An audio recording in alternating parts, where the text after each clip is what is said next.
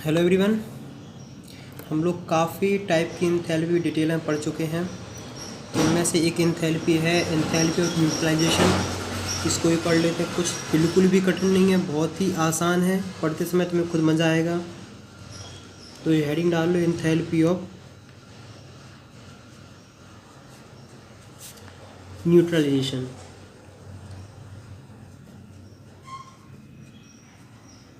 देखो, enthalpy basically मतलब क्या है, हीट है।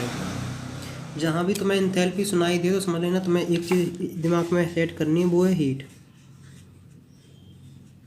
न्यूट्रलाइजेशन हम बताते हैं। न्यूट्रलाइजेशन बेसिकली तुमने एसिड प्लस बेस की रिएक्शन पढ़ी होगी, या फिर पढ़ा होगा कि जिस रिएक्शन में सॉल्ट प्लस वाटर बनता है उसी को हम न्यूट्रलाइजेशन रिएक्शन कहते हैं। देखो, न्यूट्रलाइजेशन रिएक्शन इसका नाम इसलिए पड़ा है ताकि जब एसिड एंड बेस की रिएक्शन होती है तो एक दूसरे के इफेक्ट को न्यूट्रलाइज कर देते हैं, इसलिए इसका नाम पड़ा neutralization reaction. Salt plus water. अब देखो सुनो, यहाँ हम लोग क्या पढ़ रहे हैं, थर्मोडायनेमिक्स। थर्मोडायनेमिक्स मतलब हीट के रिलेटेड बात कर रहे हैं। जब एसिड एंड बेस की रिएक्शन होती है उस समय जितनी हीट निकलती है, बेसिकली न्यूट्रलाइजेशन रिएक्शन एक्जोथर्मिक होती है। एक्जोथर्मिक का मतलब होता है कि इसमें हीट रिलीज ही होती है। उस समय जितनी हीट निकलती है उसी को हम बोलते हैं एंथैल्पी ऑफ न्यूट्रलाइजेशन। देखो, strong acid plus strong base, तो उससे बनता है सॉल्ट और प्लस वाटर। इसमें जो हीट की वैल्यू होती है उसकी वैल्यू होती है -571 किलो जूल। इसका मतलब है कि अगर 1 मोल तुम एसिड लो, 1 मोल तुम बेस लो, उससे जो तुम सॉल्ट बनता है 1 मोल सॉल्ट जो बनेगा उसमें इतनी हीट निकलती है। चाहे कोई भी एसिड हो कोई भी बेस हो, बस दोनों स्ट्रांग होने चाहिए। Strong acid and strong base की जो रिएक्शन होती है उसमें इतनी सी हीट निकलती है। उससे मतलब नहीं है कि चाहे तुम देखो सुनो, इन दोनों की रिएक्शन करा लो, HCl प्लस NaOH, दोनों क्या हैं, स्ट्रॉन्ग एसिड हैं। इन दोनों से बनेगा NaCl plus H2O plus heat.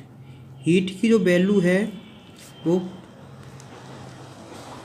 Basically कई बार क्वेश्चन में दी रहती कहीं बार अगर नहीं दी जाए तो ऐसे कर लेते हैं।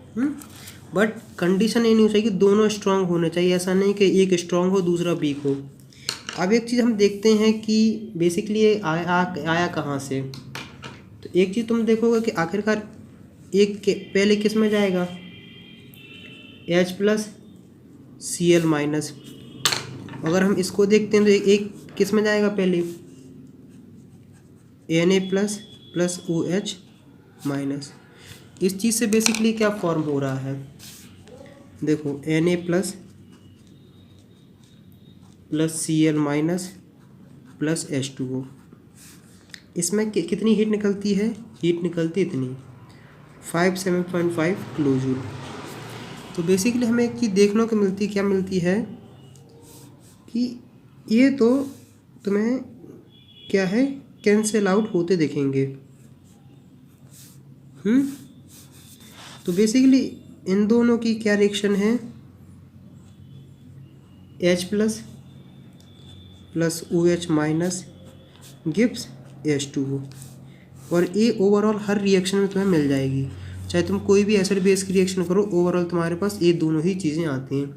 इसलिए इसकी वैल्यू जो फिक्स होती है फिक्स होके आ जाती है -571 किलो जूल। इतनी थोड़ी सी बेसिकली तुम्हें बात याद रखनी है। अभी तुम्हारे दिमाग में क्रांतिकारी विचार आ रहा होगा, अगर सिर्फ वीक एसिड या वीक बेस या दोनों ही वीक हों, बोथ हों, तब हमें क्या क्या देखने को मिलेगा। तब इतनी वैल्यू नहीं आएगी, क्योंकि जब वीक एसिड वीक बेस या कोई भी एक वीक हो या फिर दोनों वीक हों तो उनमें कंप्लीट न्यूट्रलाइजेशन नहीं होता है। वैसे चिंता नहीं करो, जब एसिड एंड बेस पढ़ाएंगे तब पूरा डिटेल में पढ़ाएंगे। कंप्लीट न्यूट्रलाइजेशन मतलब होता है कि पूरा एसिड और पूरा बेस रिएक्ट नहीं करता, इसलिए इसकी वैल्यू नहीं आती है। चलो हम लोग आगे बढ़ते हैं। देखो, एक सिंपल सा हम क्वेश्चन ले लेते हैं। देखो, क्वेश्चन एक सिंपल सा हम ले लेते हैं। जैसे क्वेश्चन है H plus plus OH minus gives H2O। इसमें से जो हीट निकल रही है 571 किलो जूल, इतनी सी तुम्हें याद रखनी है। अब क्वेश्चन ये है कि तुम्हारे पास कितना है, 0.25 मोल क्या है HCl सॉल्यूशन, और 0.25 मोल क्या है तुम्हारे पास NaOH। अब इसमें बताना है कि इसमें हीट कितनी निकलेगी, हमें हीट की वैल्यू पता करनी। तो चलो हम लोग आ जाते हैं बेसिकली। देखो यहाँ थोड़ा ध्यान रखना है, 57.1 किलो जूल पता है हीट कब निकलेगी, जब 1 मोल H+ हो और 1 मोल OH- हो, तब जाके ऐसी कंडीशन तुम्हें देखने को मिलेगी। लेकिन कंडीशन हमारे पास और ही कुछ है। देखो 0.25 HCl है तुम्हारे पास, इसका मतलब ये है 0.25 मोल ही तुम्हारे पास H+ है। 0.25 मोल तुम्हारे पास OH NaOH है, तो इसका मतलब है कि 0.25 मोल तुम्हारे पास OH- है। तो बेसिकली तुम्हारे पास 1 मोल का नहीं, तुम्हारे पास 0.25 मतलब 1/4 मोल पे बात चल रही है।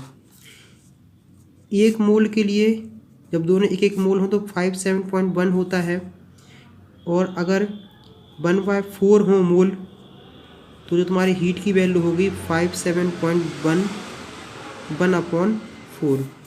इसकी जो तुम्हें वैल्यू देखने को मिलेगी वो आएगी 14.3 किलो जूल।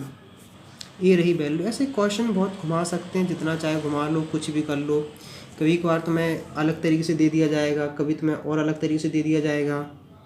अब देखो एक क्वेश्चन और है तुम्हारे पास, एक क्वेश्चन हम मान के चलते हैं, जैसे HNO3 और प्लस KOH की रिएक्शन करा रहे हैं।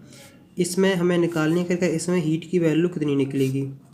HNO3 जो तुम्हारे पास है वो कितना है 0.60 मोल, और आगे का KOH तुम्हारे पास कितना है, वो तुम्हारे पास है 0.30 मोल। देखो 0.60 मोल है, इसका मतलब तुम्हारे पास H+ जो है 0.60 मोल है, और तुम्हारे पास KOH की वैल्यू जो देखने को मिल रही है, KOH क्या देख रहे हैं, वो है OH- जो है वो है तुम्हारे 0.30। ये 0.60 है, ये 0.30 है, इसका मतलब है ये है लिमिटिंग रीजेंट। क्या है, ये है लिमिटिंग रीजेंट। तो इसका मतलब है कि जब HNO3 प्लस KOH रिएक्शन होगी तो ये बचा रहेगा, ये लेफ्ट रह जाएगा। कितना लेफ्ट रहेगा 0.30 मोल, क्योंकि 0.60 मोल है, 0.30 मोल तो कंज्यूम हो जाएगा और 0.30 लेफ्ट रह जाएगा। तो देखो बेसिकली 1 मोल के लिए क्या होती थी 57.1 होती है, 0.30 मोल के लिए कितना होगा 5.71 इंटू 0.30। तुम बेसिकली सिंपल सा मल्टीप्लिकेशन कर सकते हो, इसकी वैल्यू आएगी 17.13 किलो जूल। काफ़ी आसान है, कोई बड़ी बात नहीं, कोई रॉकेट साइंस ने कोई बड़ा तीर नहीं मारा जो तुम्हें इतना सोचना है, आराम से करोगे हो जाएगा। ऐसे काफ़ी क्वेश्चन लगाए नहीं, जितने चाहे क्वेश्चन लगाओ, मेन बात है कि अगर तुम्हारा कॉन्सेप्ट क्लियर हो जाना चाहिए। तो मुझे उम्मीद है कि यहाँ तक तुम्हारा कॉन्सेप्ट क्लियर हो गया होगा। अगर मेरी हेल्प करना चाहते हैं तो कम से कम अपने 3 फ्रेंड के साथ ये वीडियो शेयर करो, मतलब कम से कम 3 जगह ये वीडियो शेयर करो, ताकि एक हमें से फीडबैक मिले, हमें एक हेल्प मिले, हम लोग लगे कि हम ज़्यादातर लोगों की हेल्प कर पा रहे हैं, पहुंच पा रहे हैं। इतना ही हम सबसे आपसे मतलब ये है कि थोड़ा कर सकते हो कि अगर यहाँ तक इतना मज़ा आया तो थोड़ा शेयरिंग करते रहो, शेयर करते रहो, स्टडी करते रहो और अच्छे से पढ़ते रहो।